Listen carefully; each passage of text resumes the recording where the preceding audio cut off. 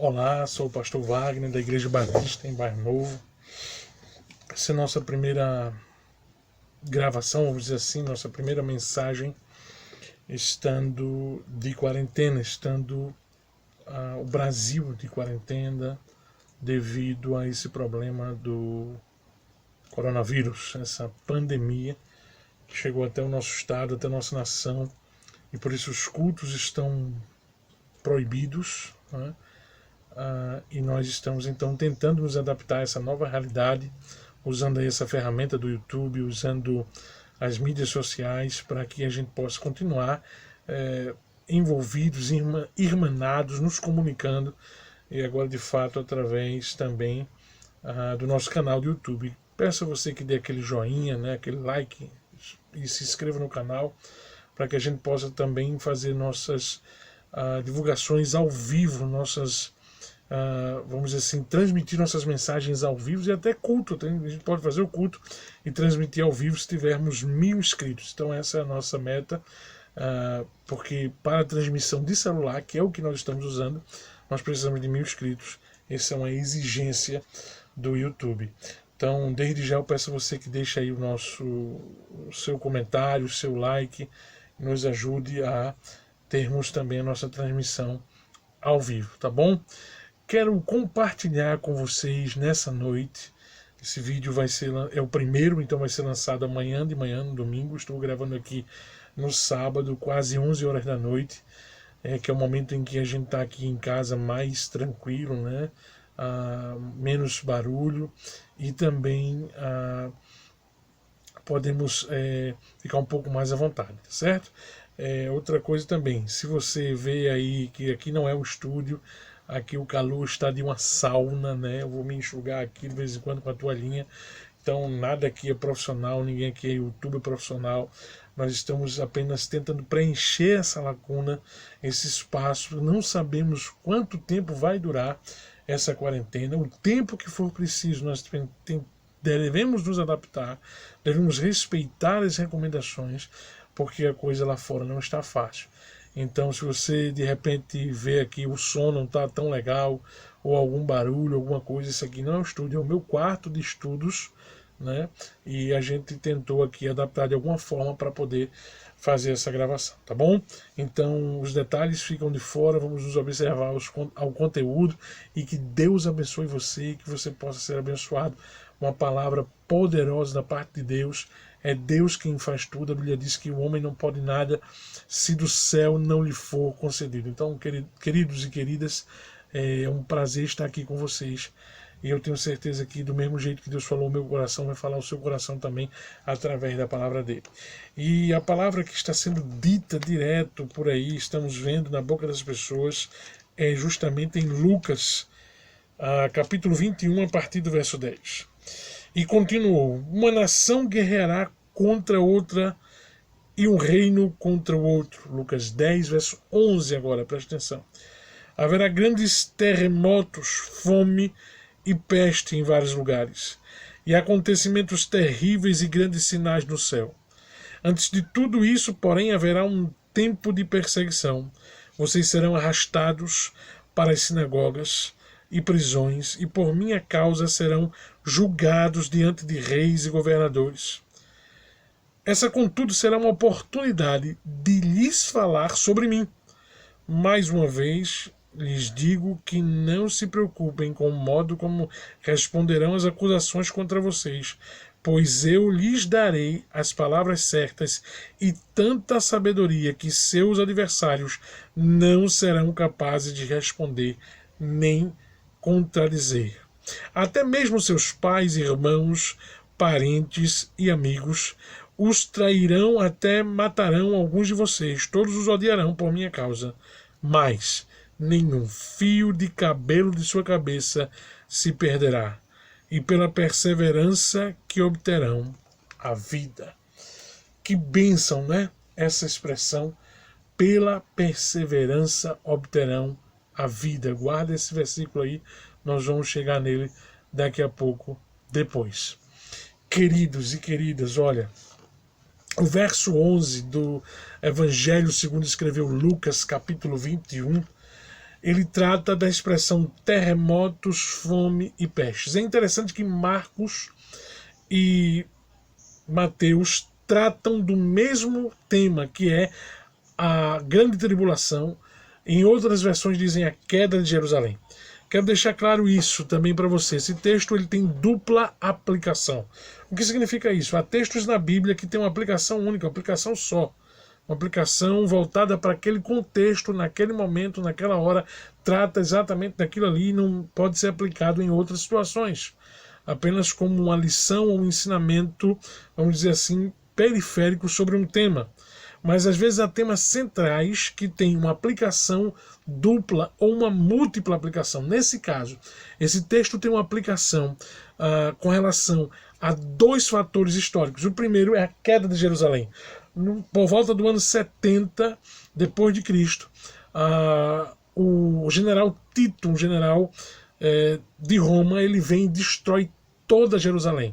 Jesus ele predisse, ele profetizou essa queda quando ele chorou ali sobre Jerusalém, que ele disse: ó Jerusalém, que matas os profetas que a ti foram enviados. Ele, como eu queria colocar vocês debaixo das minhas asas, como a galinha faz com os seus pintinhos. Então Jesus ele profetizou essa queda. Também quando ele disse: não chorai por mim, quando as mulheres foram falar com ele, quando ele estava carregando ali a chamada Via Crucis, quando ele estava carregando aquela cruz, as mulheres foram falar com ele. E ele disse: não chorem por mim, chorem antes por vocês e pelos seus filhos. Né? Então a ideia de que ele estava ali profetizando a queda de Jerusalém. Essa entrada do general Tito sanguinolenta que matou muita gente ali em Jerusalém, e Jesus predisse isso. Quando Jesus também disse que daquele templo não sobraria pedra sobre pedra, que Tito realmente, e depois outras incursões romanas foram destruindo aos poucos ali o templo de Jerusalém, que Jesus profetizou essa queda, inclusive. Então, Jesus fala sobre a queda de Jerusalém, Jesus fala sobre a destruição de Jerusalém, mas ao mesmo tempo Jesus está falando sobre a sua volta. Jesus também usa esse texto falando sobre a volta dele, sobre a vinda dele, os sinais que predeceriam, ou seja, os sinais que antecederiam a volta de Jesus. E um deles envolveria isso: terremotos, fome, pestes, doenças. É interessante que Marcos não usa a palavra pestes e também Mateus não usa a palavra pestes. Quem usa a palavra pestes é Lucas, e a palavra grega usada ali, fiquei espantado quando eu fui pesquisar essa palavra, a palavra lomoi do grego. Ela não tem uma origem definida. Não se sabe de que palavra anterior essa palavra foi gerada. Quando você coloca lomoi no Google, que é o Google online, já não é um grego bíblico, um grego koiné, já é um grego atual. A palavra lomoi, ela tem o sinônimo de pessoas, ou multidões, ou muitas pessoas, como a palavra do grego koiné, laos. Então a palavra laos significava pessoas, multidões. Então dá para a gente entender, dá para a gente presumir que a palavra lomoi, que significa pestes, doença, enfermidade, seriam muitas pessoas doentes, ou pessoas doentes, uma grande multidão doente. Ou a gente pode entender como uma grande praga, como uma grande pestilência. Há também palavras equivalentes no hebraico, mas especialmente o grego escrito aqui no Novo Testamento. Essa palavra lomoi significa peste, doença, pestilência ou praga. Por que será então que Marcos e Lucas omitem essa palavra ou não registram essa palavra? Aliás, Marcos e Mateus não registraram a palavra pestes. Provavelmente algumas suposições a gente pode aqui elencar. Uma delas é que o escritor do Evangelho de Lucas era o discípulo do apóstolo Paulo, era alguém que era um médico, alguém voltado para a ciência, e alguém que diz: eu fiz uma leitura apurada, eu fiz uma leitura detalhada para escrever o Evangelho. Ele diz isso quando ele inicia o Evangelho de Lucas, ele diz isso quando inicia o livro de Atos. Ele diz que a tentativa dele era colocar um texto detalhado sobre a vida de Jesus, sobre o seu ensinamento. E talvez as condições de escrita dele teriam sido melhores do que a de Marcos e Mateus. E também há uma questão de que o apóstolo Paulo, mesmo não sendo testemunha ocular de Jesus, quando digo ocular, não sendo testemunha da vida de Jesus como os discípulos, os 12 foram, Paulo se converte depois, né? Mas mesmo não tendo andado com Jesus, ele é considerado um testemunho ocular porque ele viu Jesus ali no caminho de Damasco.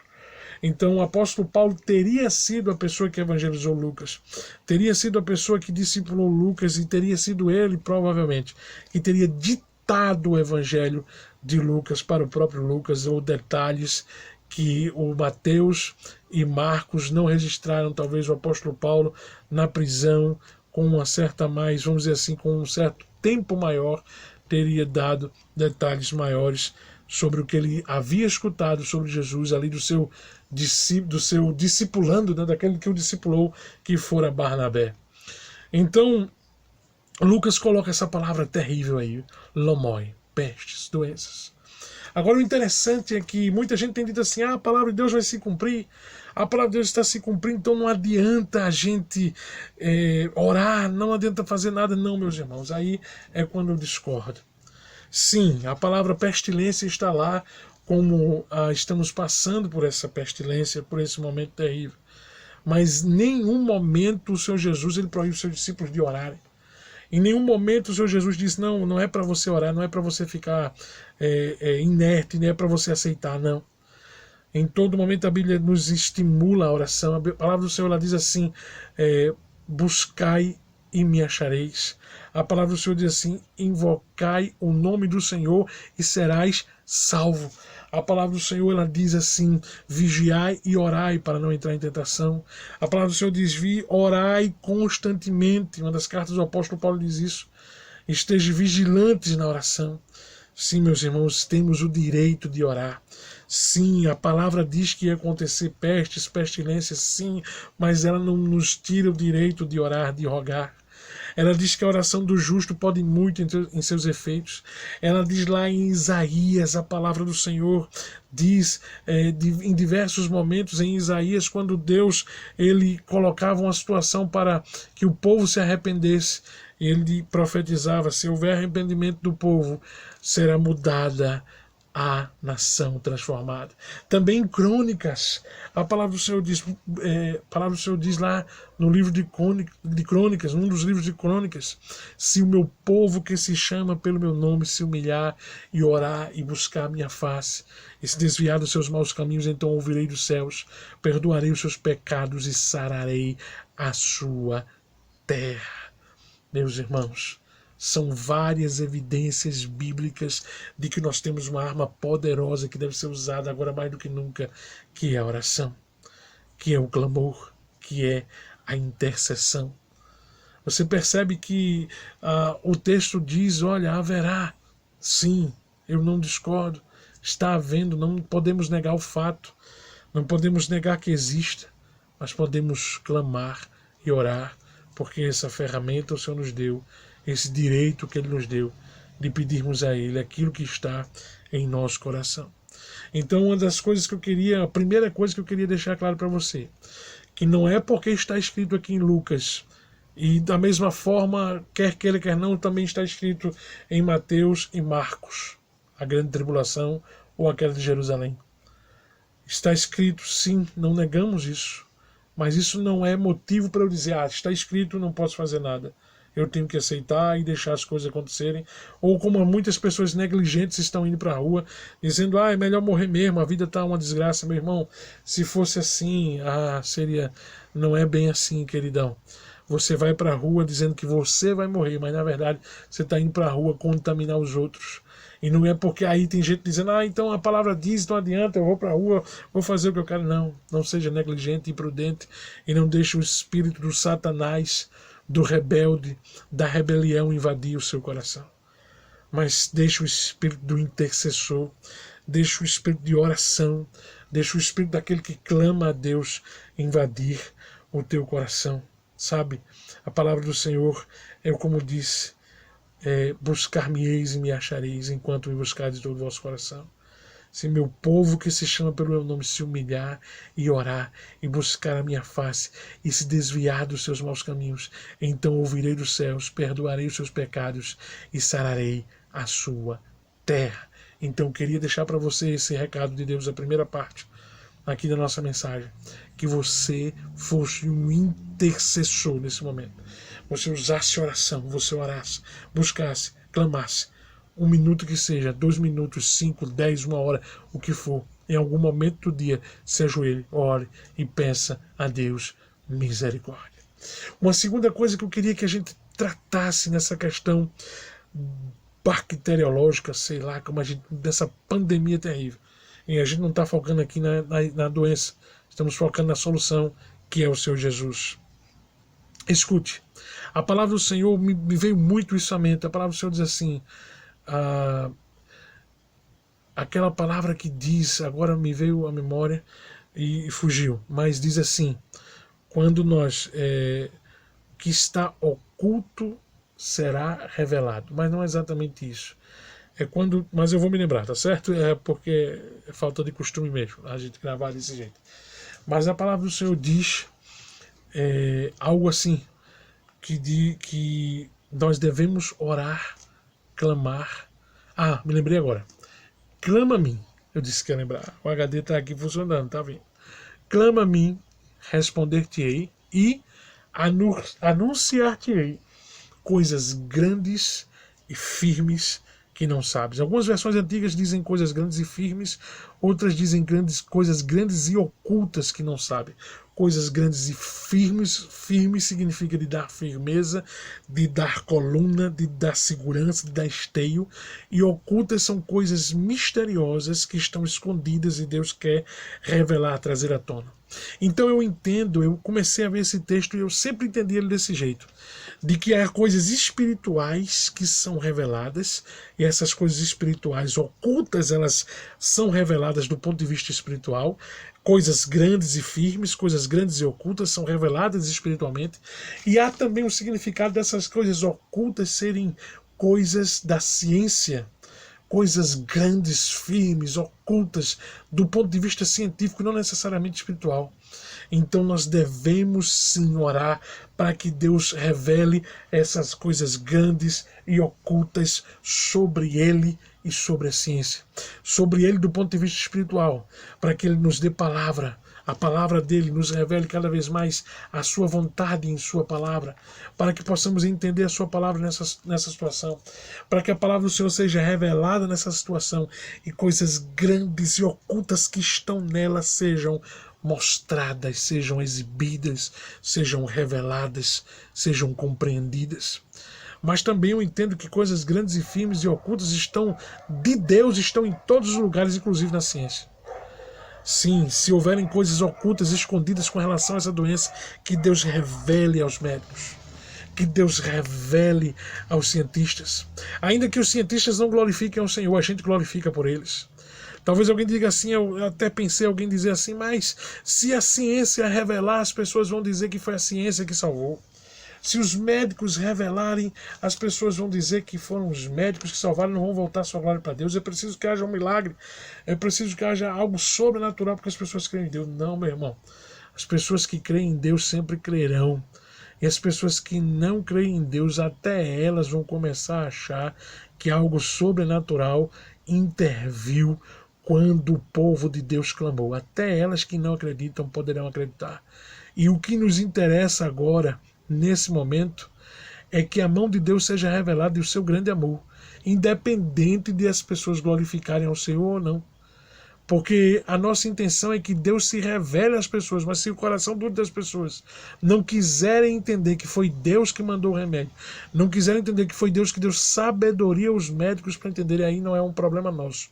Mas quando nós orarmos, precisamos também acreditar que a mão de Deus intervém na ciência, que a mão de Deus intervém curando, que a mão de Deus intervém dando ideias criativas dentro do laboratório para o camarada resolver em forma de remédio, que ele pode dar insights, ver estudos anteriores, coisas anteriores que foram usadas e que deram certo, como por exemplo, está dando muito certo a ideia de usar remédio para controlar a malária, os efeitos da malária estão dando certo com relação ao Covid-19. Então nós podemos acreditar, sim, que Deus pode revelar coisas grandes e ocultas que não sabemos aí na ciência. Revelar na ciência aquilo que está grande e oculto para salvar a humanidade, para salvar a nação brasileira, para salvar todos os povos. E digo mais, se essa for realmente a saída através do remédio da malária, o Brasil é um dos maiores importadores desse remédio. O Brasil é um dos maiores produtores desse remédio no mundo.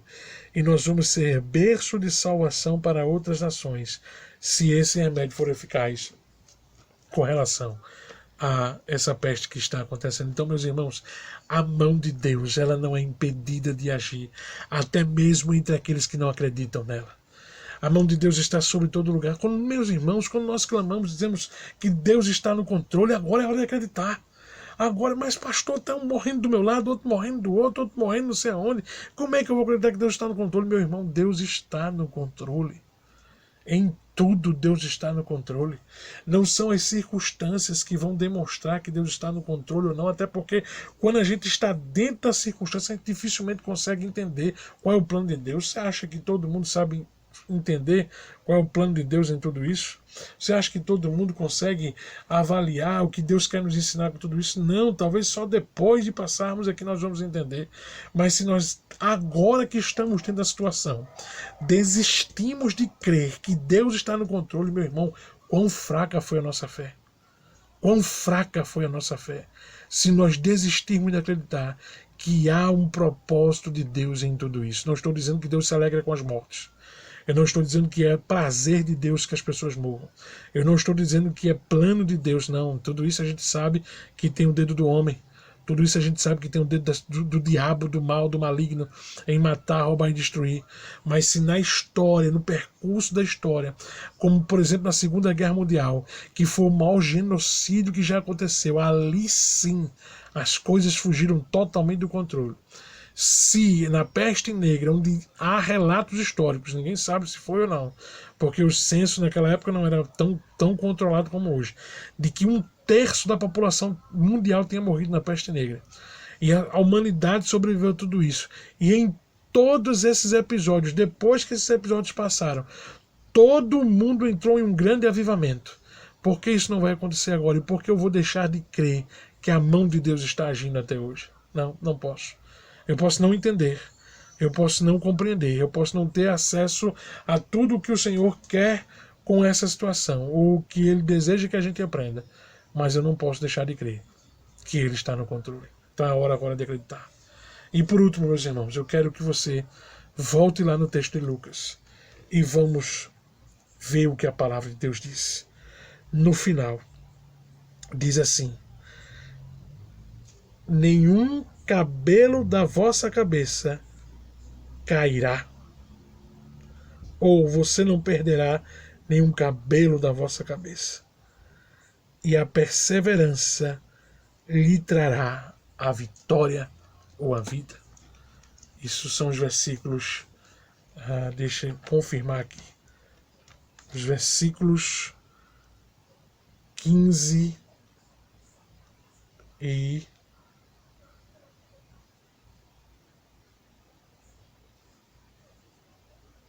que a luz está me atrapalhando.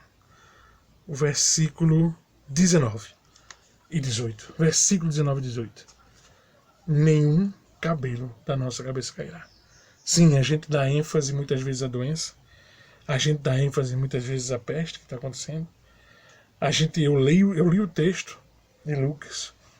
Falei sobre a pestilência, sobre isso, sobre aquilo outro. Mas no final, eu não podia deixar de dizer que o Senhor, Ele garante, aleluia, que nenhum cabelo da nossa cabeça cairá. A garantia do Senhor de preservação do seu povo. A garantia do Senhor de proteção extraordinária sobre nós.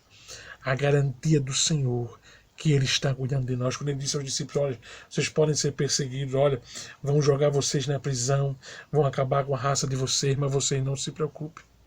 Acabar com a raça foi uma expressão forte aqui, foi minha, né? Acréscimo meu. Não considere. Mas Jesus diz, olha, nenhum cabelo da sua cabeça cairá. O que é que ele está dizendo? Eu tenho controle. É a mesma coisa quando a gente lê o texto, no mundo tereis aflições. E a gente encerra ali, não podemos encerrar ali. O texto continua dizendo, mas tende bom ânimo. Eu venci o mundo. Jesus está dizendo, tenha bom ânimo, porque o que eu venci, você vai vencer também. Tenha bom ânimo, porque a vitória que está sobre mim, eu derramo sobre você também. É isso que Jesus está dizendo, a gente não pode ler o texto completo. Aí vem um monte de confusão no texto que a gente leu aqui, terremoto, guerra, rumor de guerra, peste, doença, fome. Aí no final a gente não lê nada, não, no final diz, mas nenhum cabelo da sua cabeça cairá. No final Jesus ele garante, olha, a perseverança lhe dará vida e vitória. O que é perseverança? É permanecer. Perseverança é insistir. Perseverança é acreditar.